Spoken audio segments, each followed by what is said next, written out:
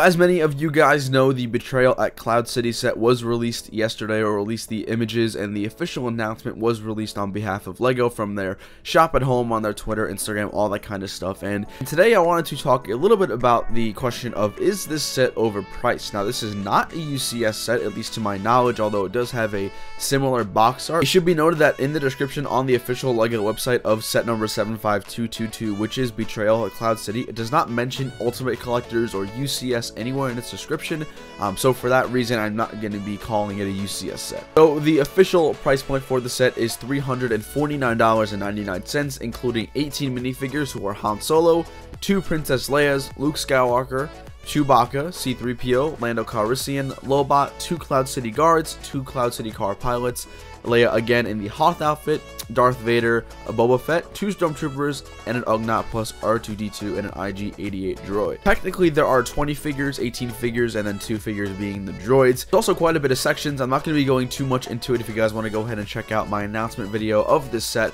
go check it out. I'll leave a link down below in the description as well as a pinned comment. The set's going to be coming with 2,812 pieces, 18 figures, 2 droids, and it is basically retailing for $350. First things first, guys, the piece to price ratio is actually pretty terrible. It's 2,812 pieces. Usually with a $350 set, you would expect anywhere from 3,200 pieces to 3,800 pieces. However, that doesn't really make me feel like the set's not worth it. In fact, I think that $349.99 is actually a pretty fair price. We're getting 20 minifigures, 18 minifigures, and 2 of them being droids, and not to mention we're getting 2 very exclusive parts of this set, being the Cloud City car and that awesome Slave 1. Also getting the Slave 1 Boba Fett from the UCS set that actually has all the detailed and printed legs and all that kind of stuff, so that's awesome. To my knowledge, we're getting 2 brand new Cloud City guards and Cloud City pilots, as well as a really detailed Han Solo, which I'm a pretty big fan of. And the simple fact that Betrayal at Cloud City, the set actually has about 6 to 8 different unique kind of areas of the set being callbacks to episode 5. Iconic scenes like the Han Solo getting frozen in carbonite. We have the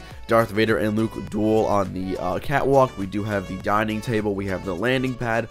All that kind of stuff all fit into one set. 20 minifigures, almost 8 different scenes, and 2 exclusive vehicles, being the Cloud City car and the Slave 1. That really makes me think that this set's actually fairly priced. Now, I think that people also forget that Star Wars is a licensed theme. LEGO has to pay additional money to Lucasfilms to actually have the rights and the proper rights to actually make all these sets based off of the movies and the cartoons and all that kind of stuff that Star Wars creates, and that alone costs a lot on LEGO's behalf. And not to forget that the most recent wave from LEGO from Star Wars has actually been kind of overpriced. I think that the Snoke's throne room duel, whatever it's called, is very awfully overpriced. I think the Sandcrawler is overpriced. I think the only 2 decent sets in the wave are the X-Wing and the Enfys Nest set that comes with her figure. I think it's called the Swoop Bikes or something like that. Given that Star Wars sets have been really overpriced recently, and the fact that we're getting something that comes with 18 minifigures, 2 exclusives to the set being the Slave 1 and the Cloud City car, and about 8 iconic scenes within the actual set itself, I think that $349 is a pretty fair price. Although one thing I can't imagine is that many kids are going to have $350 to spend on a set like this. This is obviously something that I don't think many kids are going to be able to get their hands on. I think this is definitely more geared towards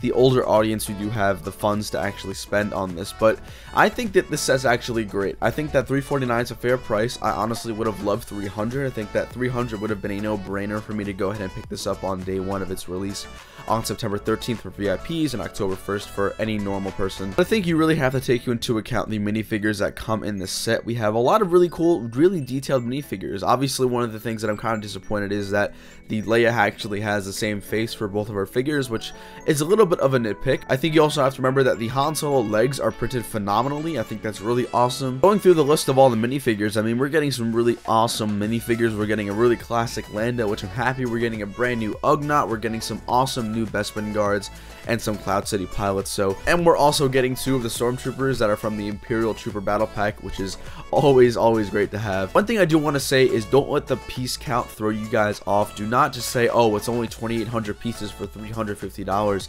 That doesn't really mean anything when you take into account the fact that the set comes with awesome minifigures. It comes with 2 iconic vehicles that are exclusives, being the Slave 1 and the Cloud City car, and also including several different iconic Star Wars scenes in one giant set. I think that $349 is more than a fair price. Let me know down below what you guys think in the comments. Thank you all so much for watching. I hope you guys all enjoyed, and I will see you later. Peace.